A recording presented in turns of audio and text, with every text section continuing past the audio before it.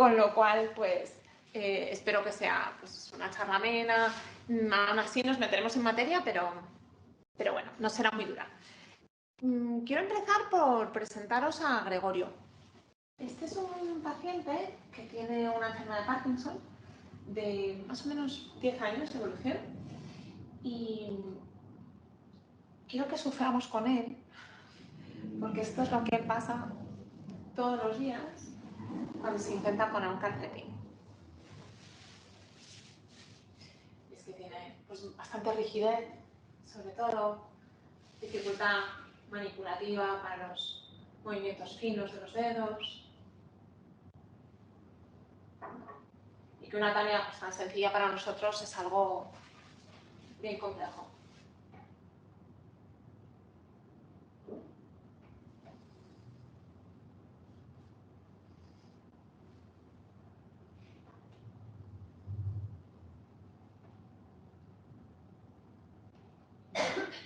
Lo consiguió, ¿no? Más o menos un minuto, ¿eh? Y este es un invento de Gregorio en su impresora 3D que ha diseñado él. Ha hecho este calzador para calcetines y, como veis, pues pone su calcetín y voilà, ¿no? En segundos se ha puesto el calcetín con este aparatejo. Esto ya viene de artículos en los que vemos que en los pacientes con una enfermedad de Parkinson el estilo de su arte va cambiando a lo largo del tiempo y la progresión de la enfermedad.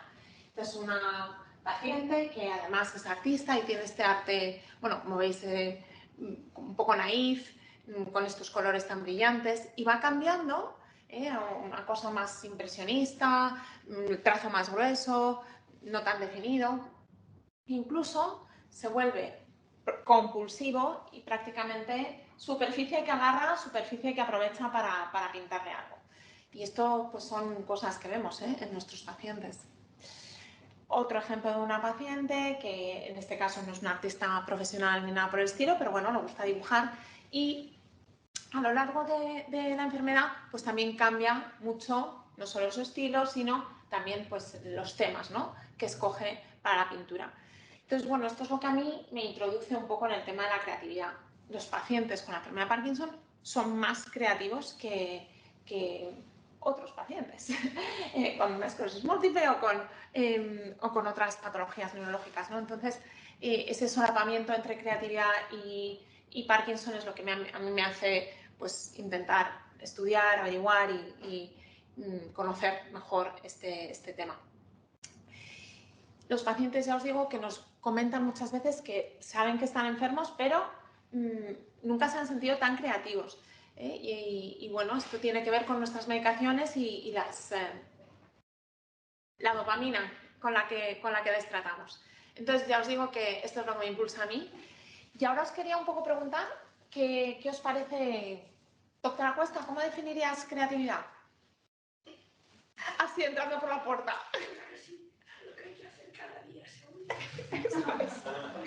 Eso es. La creatividad en términos de neurociencia se describe como una capacidad mental que genera algo nuevo, original y además beneficioso, además que aporta valor al individuo o a la sociedad. Entonces, otra definición que va por ahí, por donde viene Mercedes también, es ese tema de que la creatividad es un método para resolver problemas.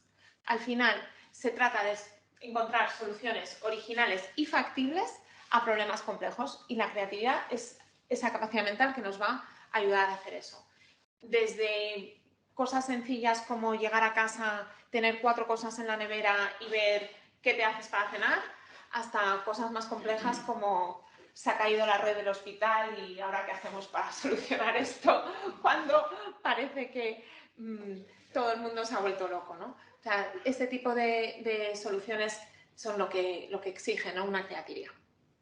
Entonces, según los estudios, y ya os digo que fundamentalmente son muchos psicólogos y sociólogos los que escriben sobre creatividad, pero parece que depende de 4 factores. Una es el proceso creativo, neurológico, del que vamos a hablar, y otra cosa es el talento, el conocimiento, pues el know-how de la persona. Pues evidentemente Messi sabe mucho de cómo se juega el fútbol y luego es un jugador creativo porque sabe ver espacios, jugadas que los demás no saben ver, pero sabe jugar al fútbol. Luego está la motivación, las variables sociales y ambientales que también, bueno, fomentan o no la creatividad. Se habla mucho de esto en educación, en nuestros ambientes laborales, el que haya libertad para poder expresarse y que no te cohíban, no te inhiban, no te juzguen, que siempre coarta creatividad. Entonces, eso son cosas que se fomentan también, ¿no? ¿Por qué hablamos de creatividad? Porque verdaderamente ahora mismo pues, se considera uno de los, ya os digo, soft skills de los líderes que necesitamos hoy. Entonces está muy valorado en el mundo de la empresa y yo creo que también pues, es algo que todos nos podemos beneficiar, ¿no? De saber un poco más sobre la creatividad y fundamentalmente sobre cómo potenciarla. Entonces la historia del estudio de la creatividad sí que data de 1950. Guilford, que es este psicólogo americano, le invitaron a la Asociación Americana de Psicología a dar una conferencia magistral y él habló de la creatividad y de cómo es una capacidad universal, ya hablaba él de eso, de la importancia que tenía en nuestra sociedad, para nosotros, para encontrar soluciones, de la dificultad que tenemos para medirla, que sigue siendo algo bien difícil. Lo diferenció de la inteligencia. La creatividad y la inteligencia se ha visto en los chavales, por ejemplo, que no son equiparables. No necesariamente tienes que ser muy inteligente para ser creativo, ni muy creativo, ni el que seas muy creativo implica que seas inteligente, pero sí que tienes que cumplir, digamos, unos mínimos. Sí que tienes que tener como una inteligencia normal, ¿no? para poder desarrollar, ¿no? una creatividad. Y luego que es universal, que todos la tenemos. ¿Cómo se estudia? Se estudia fundamentalmente lo que se llama el pensamiento divergente, que es un problema, soluciones. ¿Cuántas soluciones? Veo a las psicólogas que me hacen así, porque vosotros sabéis más de esto, ¿no? que nosotros en realidad, pero esa generación de ideas, ¿no? Esa tormenta de ideas que tiene que ver con el pensamiento divergente, que hay algunos tests que miden esto. También a veces se dan problemas de tipo acertijos, de pensar en un prisionero que está en un primer piso y que tiene una cuerda, pero la cuerda solamente llega a la mitad del piso, ¿cómo hace para salir y escaparse por la ventana? Este tipo de problemas que también son los que se utilizan para medir creatividad y luego se plantean problemas de la vida cotidiana. ¿Y cómo se miden? ¿Y cómo se hacen estos estudios? Pues muchas veces con resonancia magnética funcional o PET, y si no, la verdad es que también hay bastantes estudios con electroencefalografía y sobre todo con magneto. Entonces, este es uno de los test como más clásicos, y ya os digo que es clásico porque es de los años 60, en los que a los chavales, personas, adultos, lo que sea, se les da unas figuras y tienen que combinarlas y crear algo.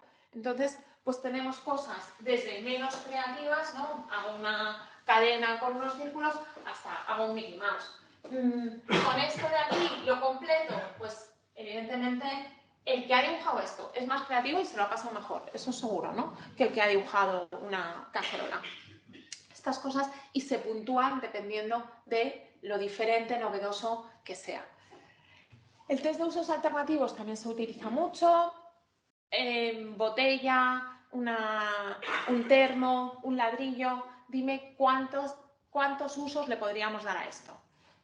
No os voy a hacer trabajar mucho porque son las 3:30, pero pensando en usos que le podríamos dar a un ladrillo, desde rompo una ventana con este ladrillo hasta lo utilizo para poner lápices, hasta para frenar una puerta, hasta cosas probablemente mucho más creativas, que es hacer una casa para unos gnomos que además está en un bosque y están escondiéndose del lobo que viene. Vamos, que de ahí ya os digo que se puede divagar. Y el pensamiento divergente lo que puntúa en este tipo de test de usos alternativos es cuántas respuestas hemos producido, que es la afluencia, la flexibilidad, de cuántos tipos O sea, si tú dices, pues este ladrillo lo utilizaría para poner lápices y luego para poner flores, pues este es el mismo uso en realidad, entonces no puntuarías en flexibilidad y el tema es de la originalidad que os decía. El tema de los problemas reales es, pues se utiliza mucho el ejemplo, ¿no?, del juicio del rey Salomón, ¿no? Pues tienes un problema, tienes dos mujeres que dicen ser la madre de este niño, ¿cómo hago para saber quién es la verdadera madre?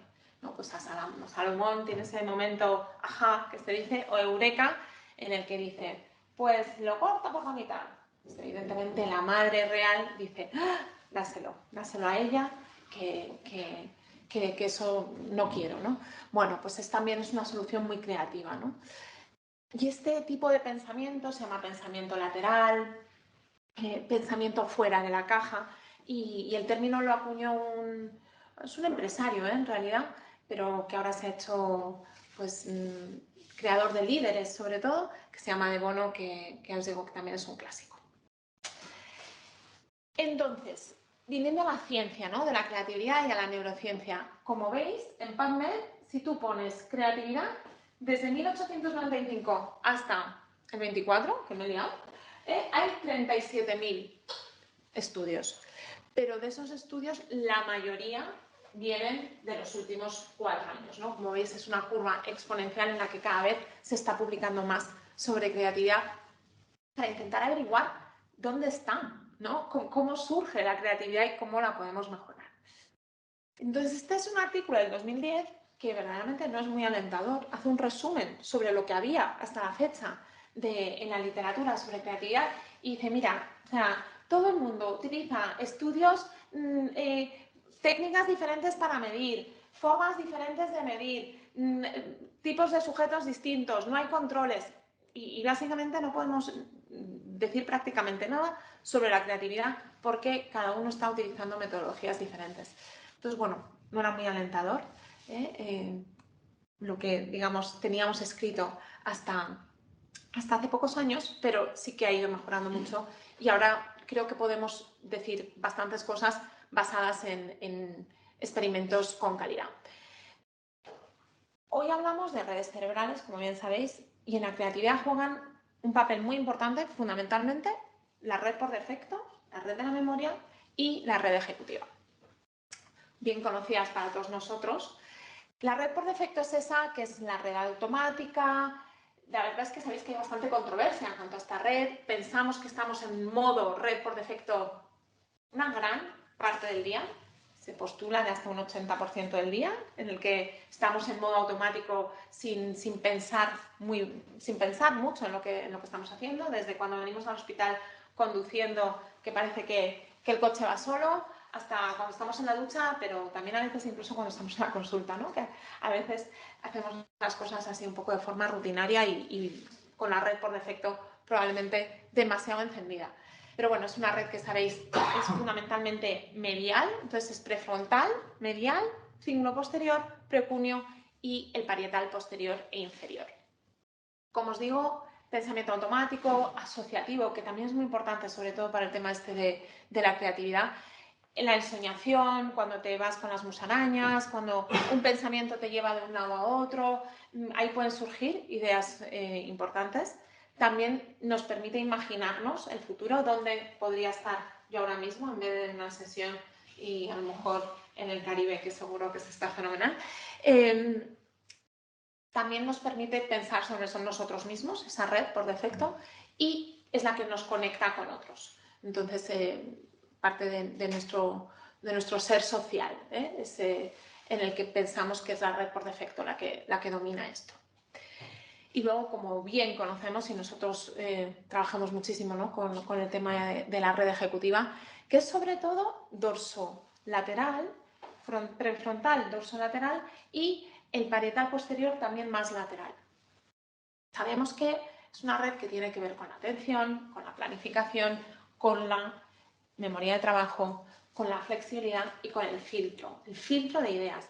Esto a mí me parece que es increíble, ¿no?, cómo está organizado nuestro cerebro, que si nos damos cuenta en la red, en la parte prefrontal medial, es donde surgen las ideas, este tema de la generación de ideas, tormenta de ideas, asociación de ideas, pensamiento automático, y justo al lado, ¿no? en lo que es la prefrontal dorsolateral, estamos filtrando esas ideas, ¿no? Estamos continuamente teniendo ideas y luego pasándolas por ese filtro social, esto está adecuado en este momento, personal, cultural, esta idea que acabo de tener para solucionar esto, ¿se puede hacer, no se puede hacer, es factible? Todo eso ya pasa por la red ejecutiva y esa parte más dorsolateral.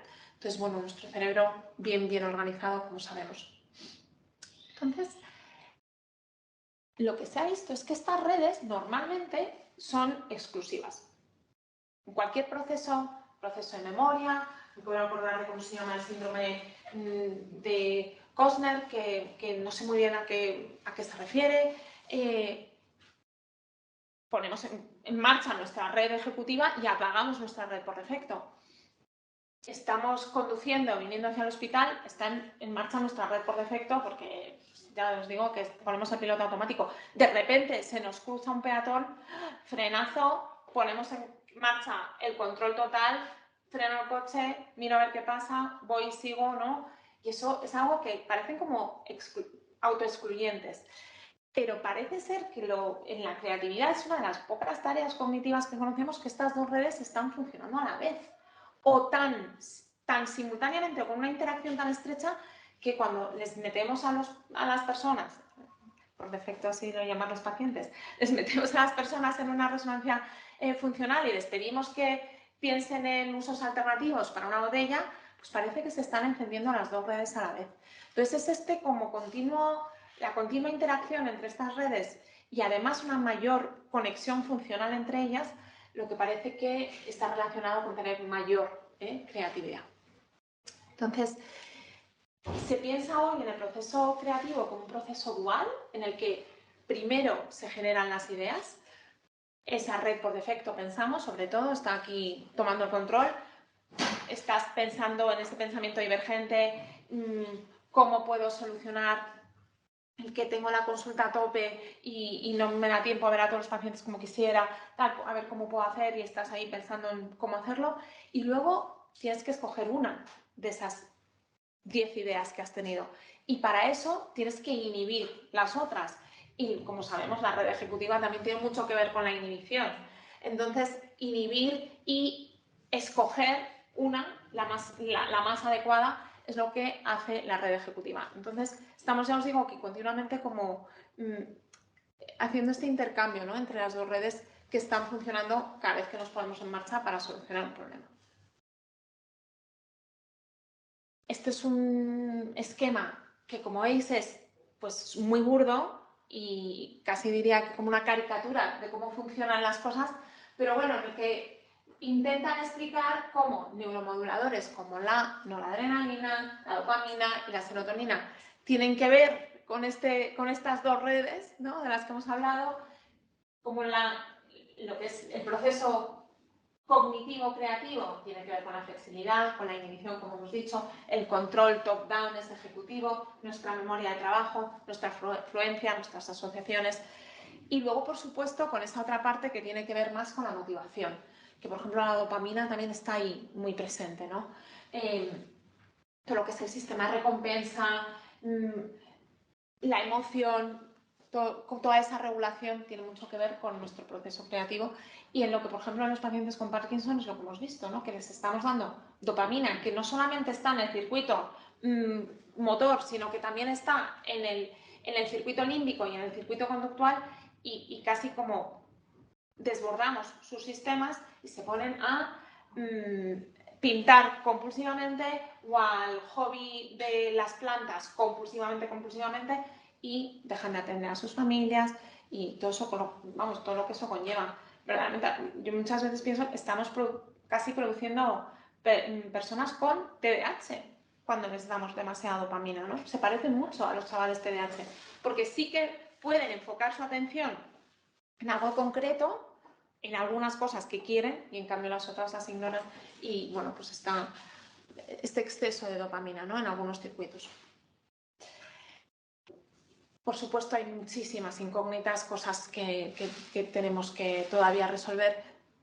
La genética de la creatividad es que se ha visto que personas con el tema este de la locura y la creatividad, ¿no? Todos tenemos a lo mejor esa idea del genio loco que además si está deprimido y es alcohólico, pues más creativo todavía, ¿no? Estas personas atormentadas que parece que son muy creativas. Evidentemente, pues son unas pocas que a pesar de su locura han podido crear algo, porque la mayoría de las personas con esquizofrenia, como bien sabemos, pues tienen muchísimos problemas. Pero bueno, el caso es que sí que parece que algunas enfermedades mentales como la esquizofrenia y el síndrome bipolar pueden predecir que tus familiares sean más creativos. Una vez más, estos son con estudios de cohortes en los que se les ha preguntado a la gente a qué se dedican y parece que ser artista o ser arquitecto son profesiones más creativas que ser médico, que bueno, que eso también pues tiene su sesgo y su crítica posible, ¿eh? Pero bueno, esto ya os digo que están basados en este tipo de estudios. Entonces, como sabemos que la creatividad es un proceso que depende, el proceso creativo que hemos descrito depende de estas cosas, el caso es que podemos intervenir sobre ellas. Y esto es lo que pues ahora estamos intentando aprender más, ¿no? De cómo podemos mejorar y fomentar la creatividad. Parece que la creatividad se puede desarrollar.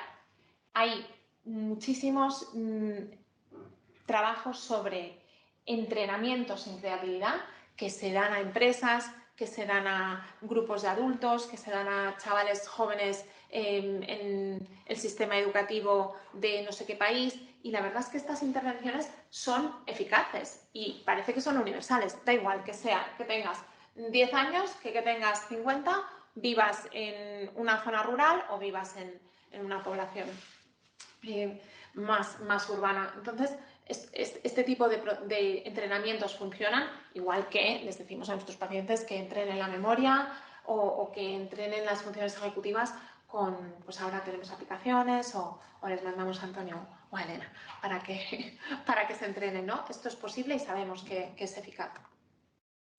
Luego hay muchos estudios sobre el tema del mindfulness y la meditación que mejoran la creatividad. No solamente parece ser que probablemente lo que hagan es mejorar la flexibilidad mental, porque al final lo que estamos entrenando cuando meditamos o cuando hacemos mindfulness es este tema de si me voy con las musarañas, vuelvo al aquí y el ahora. Si me voy y tal, empiezo a hacer la lista de la compra, vuelvo a mi respiración y vuelvo a estar presente en el aquí. Entonces al final estamos entrenando la flexibilidad esa flexibilidad tan frontal y tan necesaria para la creatividad, pero probablemente sea la vía por la que mejora la creatividad. El ejercicio, hay bastantes artículos sobre el ejercicio y cómo mejora la creatividad. Desde no estamos todos aquí sentados, os digo, venga, vamos ahora a ver cómo podemos utilizar este fonendo, ¿para qué lo podríais usar? Y todos nos ponemos aquí a pensar en cosas. Vale, iros a dar un paseo, iros a dar un paseo de 10 minutos, volver y volvemos a hacer el ejercicio. Y parece ser que los estudios apuntan a que después del paseo, pues eres más eficaz. Por eso se han inventado hasta máquinas de correr o andadoras con su escritorio para que la gente pueda estar haciendo actividades creativas mientras que está caminando, ¿no? en su despacho.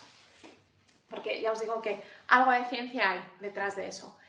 Y cosa bonita e interesante que ahora mismo, bueno, se habla mucho ahora del tema de la variabilidad de la frecuencia cardíaca.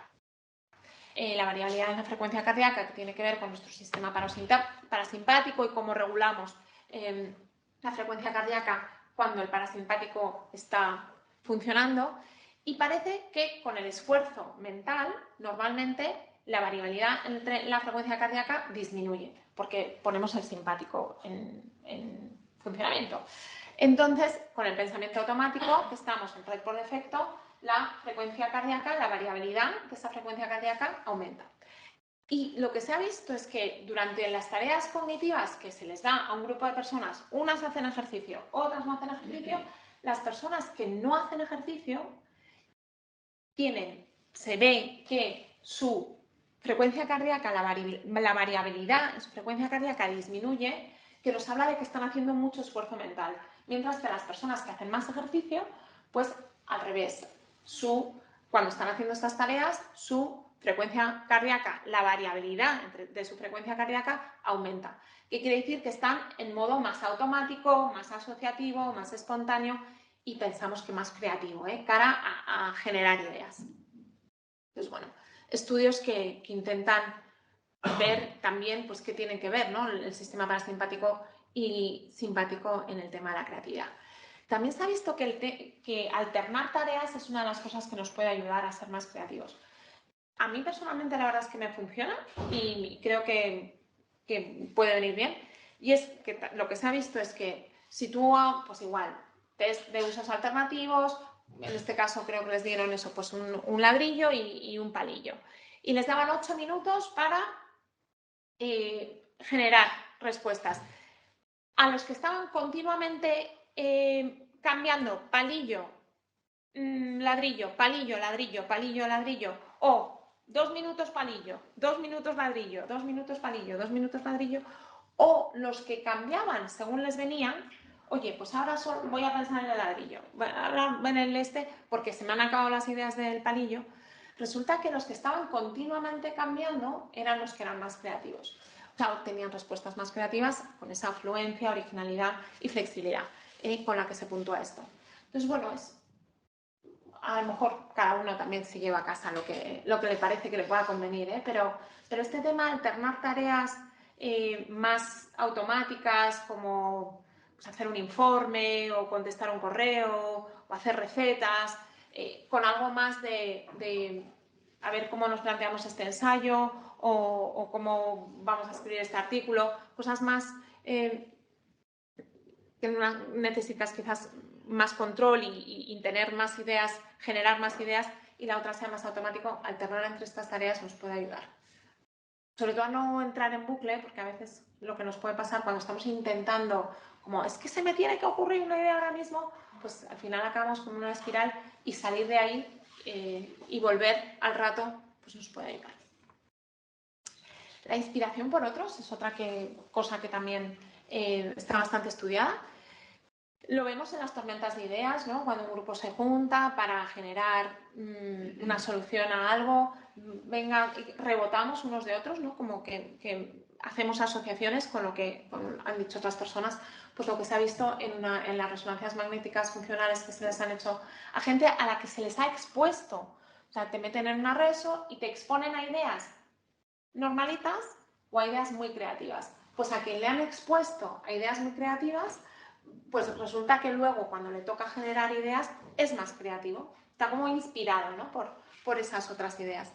Entonces, también se ha visto que hay cuanta más riqueza tengamos, ¿no?, en el tipo de grupos con los que nos relacionamos, si además de estudiar medicina, pues estudiamos magia y luego también hacemos ejercicio y luego pues salimos con amigos que resulta que no tienen nada que ver con lo que hacemos nosotros en nuestra vida cotidiana, pero bueno, nos enriquecen, ¿no?